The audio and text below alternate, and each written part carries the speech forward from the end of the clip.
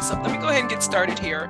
And even if you weren't with us for the first session, don't worry, you're not going to get lost in this session. This information is still going to be useful for you. But this is part two, and what we're really focusing on here is talking about assessment and evaluation in terms of how we do it. So examples of how to go about assessing all these different types of data we have, and also how to collect that data. Like, where am I going to be getting a lot of this data from? And some of these things are going to be very familiar to you, but others I think might be a little bit new. And I'm also going to be focusing on this idea of participatory evaluation, which of course I should say that for the objectives of this session. To get started, I do like to do the land and people acknowledgement for my area. So I do want to acknowledge the Tuscarora people, who are the traditional custodians of the land on which I work and live, and recognize their continuing connection to the land, water, and air that Greenville consumes. I pay respect to 8 recognized tribes: Kohari, Eastern Band of Cherokee, Haliwa-Saponi, Lumbee, Meherrin, Occaneechi Band of Saponi, Saponi, and Wakamasuan, all nations and their elders past, present, and emerging. I also want to acknowledge the enslaved peoples who worked and died on these lands and their descendants. Their pain and struggle made it possible for me to be with you today. I am their legacy. And I also show appreciation for the Ladonia Wright Cultural Center here at East Carolina University for creating the template in which I was able to build this acknowledgement statement. So quick rewind, session one recap. We talked about the difference between evaluation and assessment and their continuous intertwinement. A little bit of reminder that yes, evaluation and assessment are types of research, and what you'll see today is a little bit of continuation of that conversation. We talked about the fact that you can do formative and summative evaluation and assessment, and that both are valuable for the work we do in libraries. We talked a lot about why we evaluate and assess, and also the barriers that we often come into contact with, and introduced a few tools and techniques, and talked about the importance of conceptual frameworks and pre-planning to make sure that your evaluation assessment process is going really well. So today we're going to be talking more about which data collection techniques and types of analysis we should be using to really align with the different projects we have. Also, the importance of participatory approaches to evaluation and assessment, especially talking about how to be more inclusive in those practices. And then also trying to make sure we know how to identify the potential opportunities for how to implement the results once we complete a project. I'm not going to spend as much time on that last piece, because what you're going to find, and what you probably already realized, is that that's often the easiest part of this. But I am going to talk specifically about some of the key areas where we see a lot of impact for being able to go from our assessment evaluation results to changing something in our organizations. So when we talk about data collection and analysis techniques, there are so many different ways we could approach this, but there's this really great article by Pinto and Ochoa, and I include the reference for anyone who wants to dig into this further, where they talk about the different approaches and methods for gathering evidence of impact in libraries, which is essentially what we do for assessment and evaluation. And I really liked how they broke it down into 3 sections. So they talked about the inferred approaches, they talked about the solicited approaches, and then they talked about the observed approaches. And so I'm going to pretty much go along those lines and talk about that and explain why we consider them inferred, solicited, and observed. And of course, the last one, observed, makes more sense. But I think it'll make it a little bit easier for you to get a good sense of why you might choose some of those methods and the value of those methods, and then why you might need to choose a different method if you need a different set of answers for questions. So when we talk about these inferred approaches, the inferred kind of helps us understand that we're dealing with some information, but we're having to do a lot of guesswork to see where the true impact actually is. And so when we talk about the data we have for these inferred approaches, we have a lot of pre-existing data, and this is the data that we often, easily get our hands on, usually something we're collecting without even having to think about it. So the gate counts we have, circulation stats, reference transactions, instruction statistics, all those things that we're usually collecting, and in some cases still in paper format and sitting on someone's desk. But we have all this data that's just kind of sitting there. A lot of it is quantitative in nature, and it really is just counting things. And we spend time doing that because that's what people tell us is also important. But also, this is when we first get our introduction to the idea of using surveys for our data collection, which we love doing that in libraries as well. But these tend to be those simple user satisfaction, very quick surveys for service quality, also gap analysis. So anyone who's done LibQual or LibQual, we can argue about that later, for their library, they've probably seen this gap analysis approach where you're looking at, in this case, the distinction between what your service levels are, where people think your service level should be, and then where they also would dream for them to be. And you're looking for the gap that you're seeing there to see if there are corrections that need to be made. So typically when you're looking at this type of data and you're trying to make some inferences about what you're seeing, you're talking about quantitative data, right? You're talking about a lot of numbers, especially like the gate counts and the circulation stats. So basically, you approach those by doing data analysis and doing descriptive and inferential statistics. And so we talk about descriptive statistics. All that is how do you describe what you're seeing? We're counting everything, so we're able to talk about the central tendency, mean, median, mode, the average of something. So what's the average gate count that we normally see on Mondays and Septembers in our library? That would be an average. Measures of variability, that's just the spread of your data. How wide is it? What's the range? Measures of frequency distribution, which is the one we use often, which is just give me the percentages. Tell me the gate count is for Mondays and Tuesdays and Wednesdays or certain months or things like that. Inferential statistics allow you to go a little bit further. And so the whole point is to being able to then try to estimate or predict something. And you can do a lot of that even with pre-existing data. But what we have to be careful about is typically when we think about inferential statistics, we're thinking about being able to like test a hypothesis that I think that if we increase our hours on Saturdays, that we're going to see a higher gate count on those days. And so we can make a decision about what we're going to do in the library or in terms of staffing. Well, you also have to think about, for inferential statistics, controlling a lot of variables that you can't control and that with pre-existing data, you didn't control when you first collected it. So you do want to be careful with that. But there are some approaches you can use that are pretty basic, pretty simple, and at least let you look for connections or associations between different things. And so I always like to remind people when we talk about inferred approaches, and I'm going to go back to the gate count because to me, that's the easiest one to connect to problematic inferences. And so I worked in a library where we saw an immediate spike in our gate counts that happened because of a Starbucks being open on the first floor. However, those who were looking at the numbers weren't paying attention to the fact that the Starbucks was open. They just saw this big spike in numbers and started celebrating because they thought they had some really good data to actually share about library use. They were talking about how much students were using the library, and they saw this 200% increase. And the rest of us had to remind them that no, what you saw was a 200% increase of people coming through the main gate because the Starbucks was put right across from the main gate. That does not infer library use. Like you cannot claim library use unless you're counting Starbucks as the library. And you have to be careful about that. So we do warn that when you think about things like gate counts and circulation stats, that we don't often understand what's going on behind them. And that's why we call these inferred approaches. Now, solicited approaches are where we spend time trying to actually get this data from people. We're actually doing some direct connection, getting people to tell us information. And so still using surveys as an option here, but typically impact surveys, where you're specifically asking about opinions and experiences or the impact of library contact. So did your use of the library actually help you have a better grade in your class, or asking, faculty if it actually helped them to see improvement in their students' grades? Also library value, but from an opinion-based area. So asking them their opinion about the value of the library. But this is also where we start introducing even more qualitative research. We start talking about interviews and focus groups, which are fantastic ways to start getting an understanding of the story behind the numbers. And so a gate count will tell you that someone came in the library, but it won't tell you why. And interviews and focus groups will tell you the why. And so we spend more time trying to solicit that information.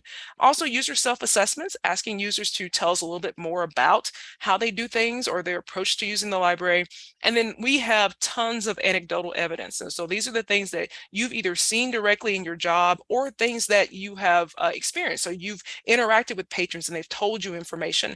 That is anecdotal evidence, and it's solid evidence. It's something that someone has to also solicit from you, because you may not think that I need to share that with administration or with someone else to help tell a story, but they may ask you, do you have any examples of times where students came in and the reference services was a really big help for them? And you can like, oh, I've got lots of stories about that.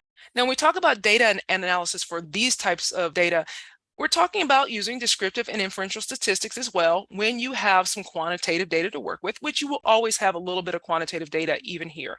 But we also now start talking about the importance of things like coding our data. And that's just going in, and I'm going to describe coding a little bit more for you as well. Also, writing memos to go along with what we're seeing. We talk about this idea that we see something, but maybe there's more that needs to be described. So when you're memoing about your data, you're just basically adding more information about what you're seeing, maybe additional questions questions you might need to ask someone else who may need to be considered in the process. But it's a really good way to add more detail to just having a count or a number or something that you observe briefly. And then, of course, the importance of thematic analysis. And this is the idea of creating different categories to better understand what you're looking at and to also aid you in actually telling the story that you're trying to tell. And so I want to do quickly a spotlight on this idea of interviews and focus groups because we do use them a lot, or we should be using them a lot, and they are an interesting skill set. So I want to make sure I give you some key pointers to really help you strengthen your approach to doing interviews and focus groups without telling you this is a class on interviewing and focus groups, because it's not. You can take a whole class on it, you can improve your skills, but they do take practice. So when we talk about interviews, Brinkman and Cavalli tell us that this is about a conversation with structure and purpose. And this is a really good way to think about doing an interview because you are engaging in a conversation, but there's a purpose behind that conversation. And keep in mind, this is not among equal partners because someone, and that should be you as the evaluator or the assessor, needs to be in control of the topic, the timing of the conversation, and also the direction the interview takes. If you don't have some type of control here, things can get really messy, even though I'm going to talk to you about how you can have an unstructured interview and still gather some really important data. The point of the interview, though, is to help you to understand the meaning of the world for the individuals that you're actually talking to. And it's from their perspective that you're asking these questions. You're not necessarily trying to take your perspective or your view and put it on them. You're asking them to tell you about their experiences. It does hinge on your ability to cultivate some conversational skills. So if you struggle with that, this is what we mean by practice. You do have to spend some time learning how to do interviews. There aren't people who are usually born as natural interviewers, like they just know how to conduct an interview. You have to learn how to do that. You have to practice it. I do know that when I first started interviewing for as a graduate student and trying to do that work in class, I was horrible at it and I had to learn how to do it. And I've improved, but I still have room for growth. Now, of course, you have different types of interactions you can have in interviews, everything from the face-to-face all the way down to email. I do let you know that these are essentially in order, though, of also the value of the data you're going to be able to get. You can conduct an interview by email, but keep in mind it's going to be a little bit limited, and usually you're going to have a lot of back and forth, and things are going to be a little bit more stilted, and there may be untold things that aren't being shared because you don't have additional cues that you might get from a different type of conversation. Chat gives you the improvement of things being a little bit more real time and a little bit faster, but you're still going to be missing out on things like vocal inflections, things that maybe you hear in the pause of the voice, which you get a little bit in the phone interview, but you get more of that from the video interviews that we do, where you kind of get to see someone and you get the facial expressions, a little bit of body movement, but also that vocal inflection. But of course, face to face, when they were possible before the pandemic and they're coming back now, you get the whole picture. So you can hear hesitation, you can see discomfort, you can see where you may need to ask additional questions or move on. There's so much value there. So keep in mind, you have all these options open to you, but the highest quality of data you're going to get is going to come from the face-to-face. Lowest quality is going to come from the emails. Now, I mentioned that you could do different types of interviews, and you can think about them being on a continuum from unstructured to structured. Typically, the unstructured interview is not really used a lot to gather concrete data because you don't have any predetermined questions, that you're just kind of basing this on what people are seeing, and usually it's an accidental conversation. So you don't have any pre-categorizations form for your evaluation, you don't have a hypothesis, and you're usually dealing with very broad topics. And I call these the conversations you have when you do bump into someone in the library and you see they're doing something, and you just start asking questions about how that, well, I see you over here using our new makerspace, tell me a little bit more about what you think about it. You're having an unstructured interview with someone. You're asking them questions that might be important, but you didn't go into it with this idea that I was going to ask certain questions to get specific types of data. Now, a structured interview is more strict. So you have all these questions, they're predetermined, very similar to a survey where you've got your preset questions you want people to answer. Your categories are usually predetermined, and your questions are specific to the categories because you're trying to actually find specific information. You're usually using this because you're trying to validate some hypothesis you have about how the makerspace is being used, for example.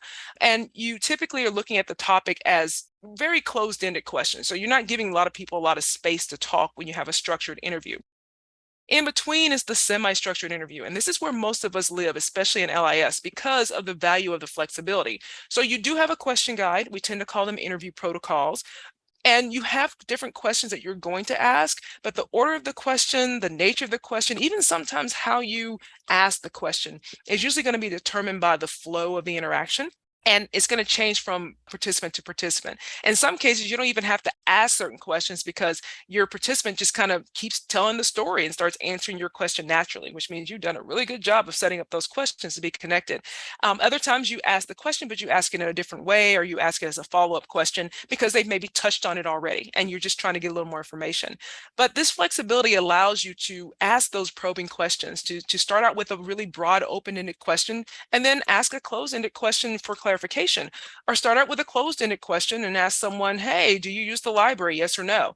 Yes. Oh, tell me more about how you use the library, and follow up from there. So semi-structured is usually the way to go if you really want good quality data and the flexibility to make sure you're able to ask questions in a different way. Now, in terms of the types of questions you're usually asking in an interview, different ways to couch this. These are the four that I always suggest that we look at. So you've got your essential questions, and these are the ones that focus on the actual evaluation assessment you're doing. And these are the ones you need answers to. So you're not going to skip these questions at any point in time. But you will have some extra questions, and that's usually where you maybe had to reword your essential question a little bit to get to a point that the person may have missed, or maybe you realize they didn't quite understand it the way you thought they would. So you reword that question so that you can actually still get to the information you're looking for. You also have what we call throwaway questions, but don't see these as negative. Don't see these as questions you should not ask. They have a lot of value. These are the questions you use to help build rapport with your participants, to make sure you're going into this flow of conversation that feels a little bit more natural and a little bit easier for them to open up and tell you more information. And then, of course, the valuable probing questions where they give you something, but you want a little bit more. So you want some elaboration, you want some clarification. And so you ask a probing question, tell me more about how you're using the makerspace this way. Or you mentioned that you have difficulty signing up for a session. Tell me more about those difficulties. And that allows you to get to those details that you might need, because here you are trying to solve a problem that's going on in your library, and the person's hinting at it, but maybe not quite getting to what the problem is. Now, the focus groups are often seen as a type of interview or group interview, and some people even argue that that's essentially what it is. But there are distinctions for focus groups, and one of those distinctions is that it's not just a conversation between you as an evaluator, it's also a conversation between the participants in the focus group. And so the dynamics that go on in the focus group are really important, and the conversations that take place between participants are also really important. Really good to use a focus group if you need a new perspective on something, or if you have identified a problem and you want a solution, especially a solution that comes from the people that you want to be using either the service or coming to the program, because they're going to then tell you why it either wasn't working or what will work to get them there. One of the most important things about focus groups, though, is who's controlling the group. And so you really need a really strong, experienced moderator for this. You can turn yourself into a really strong, experienced moderator. But it's important because you will often have cases where you'll have dominant people in the group, people who speak a lot. You have a person who's being really quiet, but maybe wants to speak, but can't quite get into the conversation. You also maybe have the conversation go a little off track. You have to have someone bring that back. And so this is a person who's really paying attention to the process and making sure that all the questions you have are being asked, and that all the answers you want are going to be gathered from the data that you have. Now, the question about size, typically 4 to 12 is what people say. I argue that 12 is too big. It's a little bit too much, especially if your focus group isn't taking place over a 3-hour period. And by that point, people have given up on you. That's too long for a focus group. For me, the sweet spot's right around 5 to 8. I feel like I could actually have everyone included in the conversation. It's not too small, but it's also not so big that I can't actually engage with all the different participants and have them engage with each other as well. And then in terms of making sure you have access to the data afterwards, audio recording is going to be ideal. And actually this works for the interviews as well. You typically don't want to be a scribe for a focus group if you're by yourself, because that means you're not quite paying attention to what's happening. But if you've got a moderator who's doing that for you and you're just in the background, then of course you can sit there and take notes on the focus group. And a lot of times people prefer that. They don't necessarily want to be audio recorded or video recorded, and you want to respect their wishes. Now, videotaping, of course, is even nicer, because once again, you can go back and look at it and you get all the body movements and all the interactions and things like that. But videotaping can have ethical concerns. So just make sure you're aware of that and that everyone agrees to it if you're going to use those options for recording information. Now, a few other considerations, and a lot of these work for interviews as well, but this is definitely something we think about in focus groups. You need to pay attention to the tone of voice of the person asking the question, but also the tone of voice of those responding to the question. Once again, facial expressions and nonverbal cues are huge in this situation. They really sometimes help you know if the information being shared is all the information you want, or if someone maybe is expressing something, but what's being said and how they're saying it don't quite match up. And that can really help you to know if you need to ask different questions. And then you think about what we call time on recording. And this is where this is the struggle. This is the practice point. So if you're going back and listening to the recording and you hear more of yourself or more of the moderator than you hear of the participants, then you've got a problem, because now it's data about you and not data about your group. And so you want to make sure that your time on the recording as the moderator, or whoever the moderator is kept to a minimum, that is really just there to ask the question, ask the probing question, and keep the conversation flowing. Location is going to be important. It's really important that people are comfortable. So that level of comfort you build also includes where it takes place. And then building that rapport is really important as well. And then this idea of whether or not you're looking for agreement versus looking to prompt people. And so a lot of times you can get people to say, I agree with what XYZ said, but maybe what you need to do at that point is prompt them to say a little bit more, because their agreement may not be exactly the same as the other person. And then, as I mentioned, being careful about having either overly dominant participants or overly reserved participants, and making sure you have a moderator who's ready to sort of, tamp one down and bring one up, keep it pretty level across the process. And then, of course, especially in libraries, trying to avoid slang as much as possible, or avoiding a lot of use of jargon, because you have to remember people are interpreting those words differently. And so you want the responses to actually make sense for everybody, and also to make sense for you as you're actually, looking at your data. And if people were interpreting the word differently or interpreting what you shared differently, then you don't know what you're comparing. So you want to be careful about using a lot of slang, a lot of jargon. And if you are going to use a lot of jargon, make sure you're defining what you're talking about. Okay, so the other spotlight I wanted to have was on coding and thematic analysis, because these are things that people tend to start getting a little bit like, this is hard, what am I going to do? But I'm going to show you that it's not that it's not hard, but it's just detail work. But once you get into it, it's really important that you can start finding that information you need from the data from your own perspectives as well. And so when we talk about coding and thematic analysis, we're really just talking about this idea of segmenting our data into some unit that we can actually now see as meaningful. And what's a meaningful unit can be a word, it can be a sentence, a phrase, a paragraph, or even a full document. The process of coding is just where you go back and then start adding either a symbol or a word or a category to those segments that you actually identified. And this allows you to then start that process of telling the story of what's actually in the data. We also talk about this idea of creating master lists. And what this is just a list of the codes that are actually used throughout the evaluation process. And these are important even if you're working by yourself. So if you're working by yourself, you want to make sure you're being consistent with your code list, that every time you're coding a different transcript for an interview or for a focus group, or even for an observation, which we're going to talk about later, that you're using the same codes and that they mean the same thing every time you go through and code. But it's really important if you actually have multiple people coding, because you want to make sure you're being consistent across the codes. You can't have people out there coding using their own terms, and then you realize later on that you were either approaching that code differently, or you had a different view of which code should be used. Now, there are different types of codes, and this is not all of them, but these are the ones I tend to talk about because they're the most useful when we're going into the coding process. And so we talk a lot about inductive coding, and this is the process that most people use. It's where you go through and you start generating codes based on what you're seeing in the data. And we talk a lot about these codes being based on either the emic or the in vivo codes that are there, using the words of your participants. So oftentimes your participants will say something and they'll use a certain word, like maybe they keep using the word collaboration, and you're like, oh, that's it. That's the code. This is collaboration. This is what we're talking about. And so anything else you code that way, where even if they don't use the word collaboration, but the tone is the same, you use that as a code throughout the rest of the process. Now, you can also use a priori codes, and these are just the codes that actually get developed before you start looking at the data. And we talked about those conceptual frameworks. And so if you had a conceptual framework, you probably have some a priori codes ready to go, because they probably told you there are certain things you're going to expect to find or expect to see when you're looking at different types of data. And those codes definitely come in handy as well. I like people to use a combination of these things, because you don't want to just focus on the previous codes, the a priori codes, because you might miss something new. that's there that wasn't developed in your conceptual framework. But you also don't want to just do inductive coding, because there might be other things that are really important that you identify because you have a conceptual framework. And so I think a combination works really well. We also talk about co-occurring codes, and you want to look out for these for two reasons. One, if you're starting to see a lot of overlap, whether it's partial overlap or complete overlap, it could mean you've got some redundancy in your codes, and you need to go clean up that list, because you don't need multiple codes that mean the same thing. But it could also be indicative of a relationship between the codes, which can be really important for later on when you're talking about the importance of what you found in the data. And then the final coding I talk about is face sheet codes. And these are just codes that you apply to either a complete document, a case, or in many cases, a complete transcript. These are useful for when you're trying to organize things later on. And let's say that you have all these interviews that were conducted, but some of them were conducted in maybe one branch library. The other ones were conducted in a different branch library. Part of your face sheet code is going to be identifying which branch you conducted the interviews in.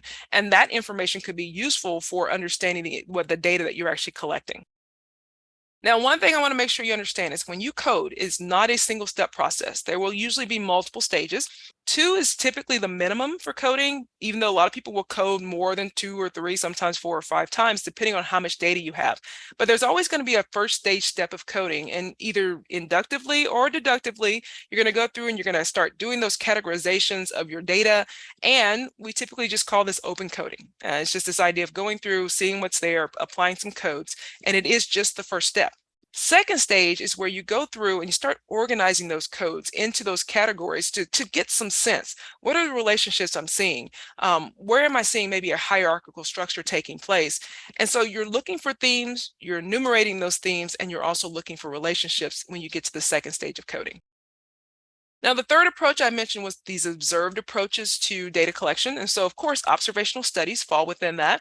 And I don't know if you've ever gone to a library and just sat and watched and then maybe made some notes about what you saw.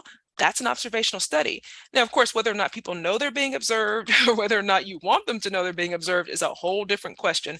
But you can definitely usually do an observational study of a space, of a program, trying to get a good sense of what's happening there to help you determine if you need to make changes, if you need to add things.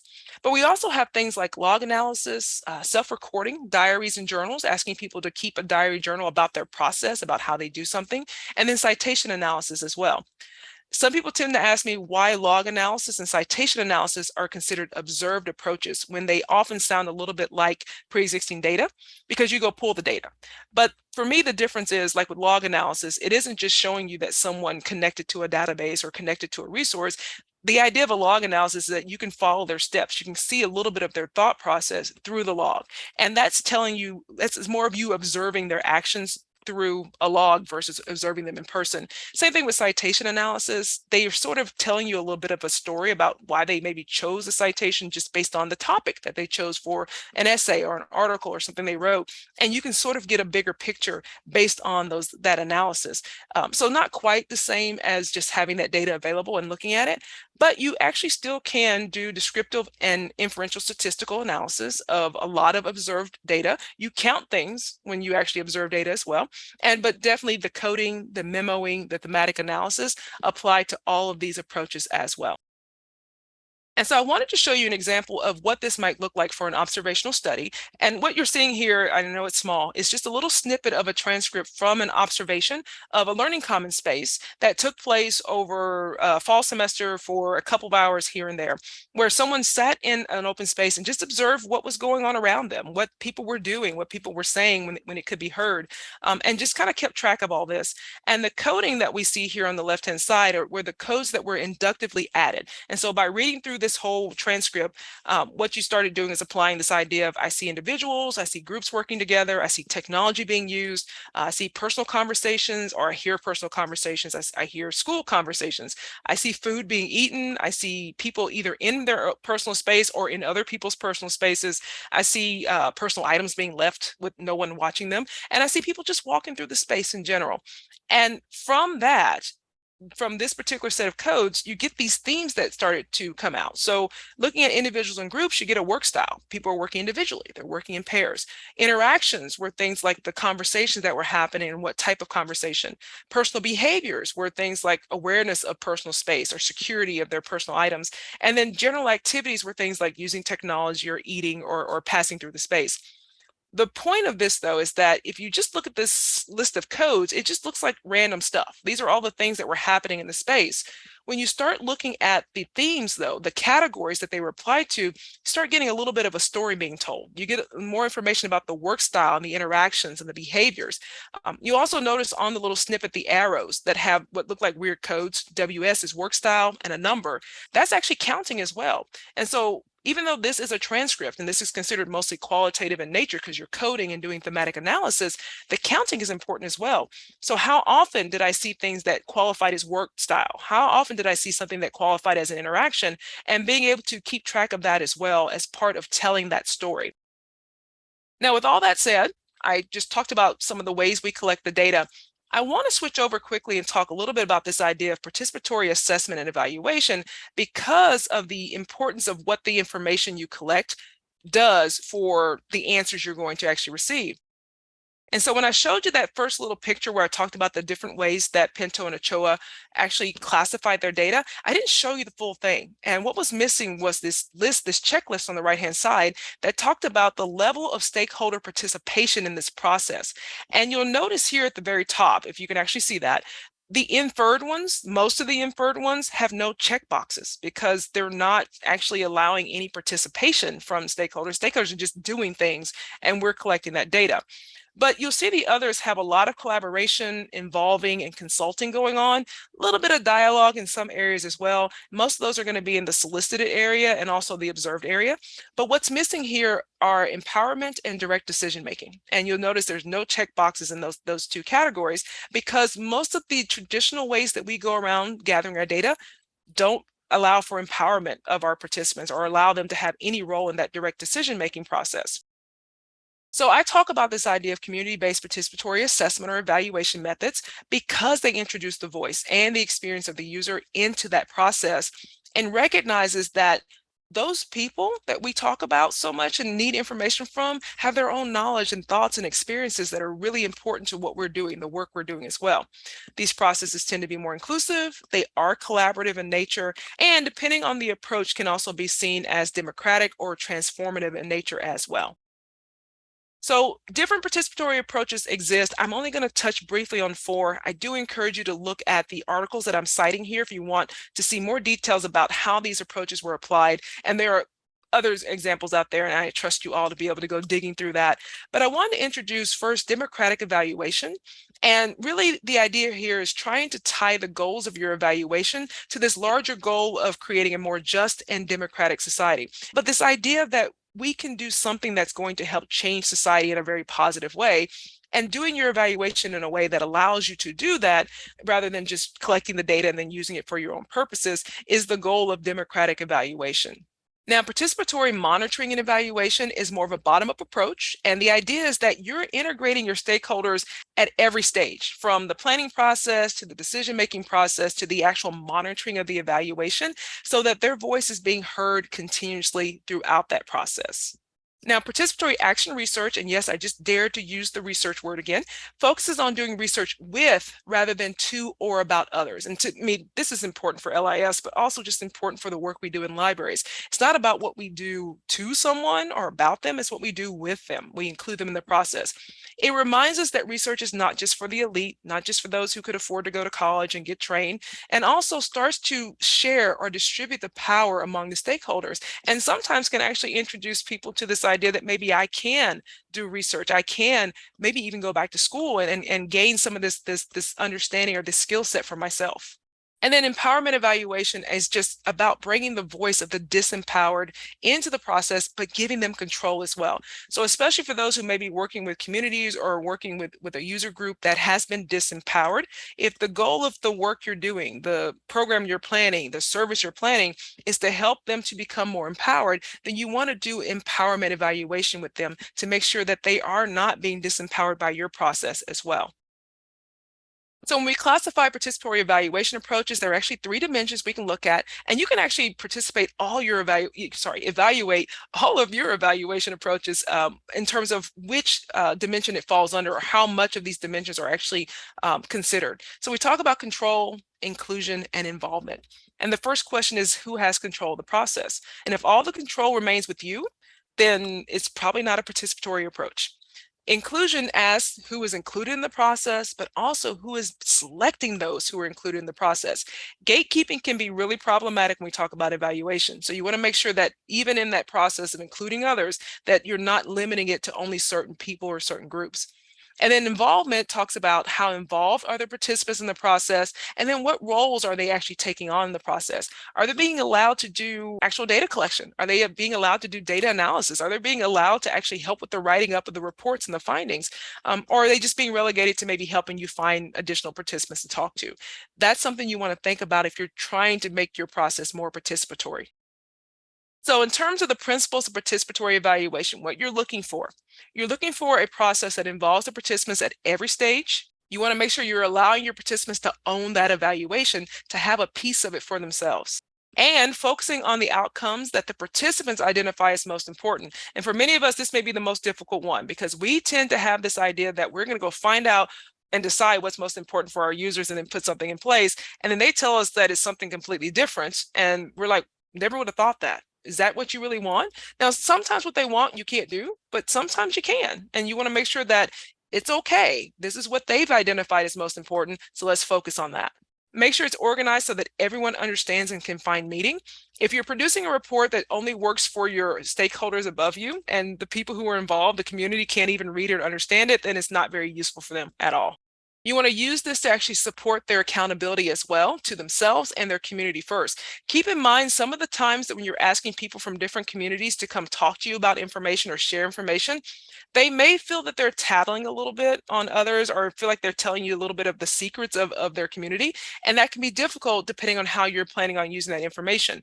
But if they're involved in the process and have a say in that, it's more powerful for them. And then they feel more like this is safe. I can do this. I'm still holding myself accountable, but I don't feel like I've done something negative for my community. You want to make sure you're also developing yourself as an evaluator. So now you're a facilitator, you're a collaborator, you're a learning researcher in this process, and you're helping them to develop new roles as decision makers and evaluators. Also, again, recognizing that they bring value and expertise to the process. And it can help minimize status differences between facilitator and participants, but a lot of this is on you as the facilitator to make sure that you are allowing those differences to be eliminated or at least minimized. And so I tend to couch these as being mostly positive because we're actually usually getting findings that are more useful because they're involved, our stakeholders are involved, and they're more likely to actually use whatever we find from the process. The evaluations tend to be fair, more democratic, and they're seen as more valid by others. And it really helps to push back against the deficit model we often take into the process, where we're only looking at what people don't have or what they can't do. And instead, we're looking at what they do have and what they can do with what they have. However, there can be some negatives. So they do require more time and resources. Coordination can be a problem because you're bringing more people in. So, think about all the herding of cats we already do. Let's herd more cats. That's what's going to happen here. You're going to need more training for everyone, and you need to deal with the fact that lack of training can lead to mistakes or lead to some issues. So you want to be careful about that. It can still introduce bias into the process, and that bias comes from those that you bring into the actual evaluation. And you have to think about privacy and compensation as well. And I do want to mention with the privacy, if you are working at an academic institution, higher education institution, IRB is going to be a part of your life, and you're probably going to need IRB to conduct some of these types of evaluation. If you're working in a public setting, you may want to consider an independent IRB. There are companies that actually do this to help protect yourself and protect your participants. Also, keep in mind, consent is always important when you're talking to people, especially if you're going to be working with youth, anyone under 18. Typically, you're going to need parental consent for them to participate, and need to make sure that they're okay, that they get to say yes. And then respecting participant wishes, everyone has the right to withdraw at any time. So even if you train them, even if you brought them in and invested in them, they decide they're done, they're done. They get to step away at that point as well. We also definitely talk about compensation. Benefits of the experience and the outcomes of the program are not enough. I'm pretty sure you've all seen the surveys that say all you're going to get out of this is helping other people. And even I've had to do that because I have no funding. But you want to think about whether or not you can try to offer honorariums and consultation fees. In many ways, these people are serving as consultants for you. So pay them as consultants. Offering gift cards or gift baskets can go a long way. Meals are also really important. If you invite someone to a focus group, feed them. If you invite someone to a meeting and it's after hours, feed them. And also consider food that can be easily carried away and easily shared, and so it's less likely to go to waste. And definitely, if you're applying for a grant or you're going to receive a grant to help support some of this work, include compensation in that grant. Consider how much you can actually pay your participants to help with this process. And remember, you're paying them to be part of the process, so pay them well. The value of doing all this, at least from my perspective, of course, and from what Rabinovich says, is that peer-to-peer is going to be better than stranger to stranger, which just means that if you're having other people there who are talking to others who have the same background, the same understanding, the data is going to be a little bit better. It helps to move the context beyond just the library, and it's going to be understood by others that are beyond the library. Your participants are more likely to see the value of the services and programming that you're trying to get them to help you evaluate, and also makes all your other services and programming more visible. And it's definitely a way for libraries to support our communities and empower our communities beyond just offering services and offering books and offering spaces to them. And if you do it right, it can really help you break down racial, ethnic, and class barriers that often happen between the library, the community they're in, and then the actual larger community as well. And so, as I mentioned, I was going to very briefly talk about implementing our results. And mostly you're going to understand how to do this, right? You're going to get all these answers, this information, and what's it going to do? What's it going to impact at the end? And so for the most part, we're definitely going to see impact on your purchasing decisions. And that's everything from our collections to furniture. Operating hours. A lot of times we have to make those really tough decisions about staying open or closed, and we need some evidence for that. So we do these evaluations to determine if we need to change our operating hours. Maybe you need support for your HR needs. Maybe you're trying to show that you need additional people to support the work that's being done. And so this evaluation is going to help you with that process as well. You're trying to decide if you need to continue or develop a new program or a service. And so evaluation is going to help you with that process. If you're applying for a grant, having an evaluation done beforehand that gives you concrete evidence can really bolster your grant's application and probably lead to a more successful grant application process as well. For those of you in higher education, the accreditation support you're already providing, where they come and they demand you tell people how you're supporting the different programs and the different colleges there. And oftentimes they're just asking you about databases and journals and books and things like that. But what if you've already done an evaluation of that collection, an evaluation of the services, and you can provide this really detailed report of how your library fully supports that particular program or that particular group of students or faculty in a way that then leads them to provide more support for you in the library as well. And then for me, one of the bigger ones is outreach plans, because oftentimes what we find out from doing an evaluation is that we've either ignored a subset of our community or we've been going about reaching out to them in the wrong way. And these evaluation processes help give us new ideas for how we can better reach out and engage with and involve our communities in all the different services and the programs and all these wonderful things that we're trying to provide for them as well. Thanks, everyone.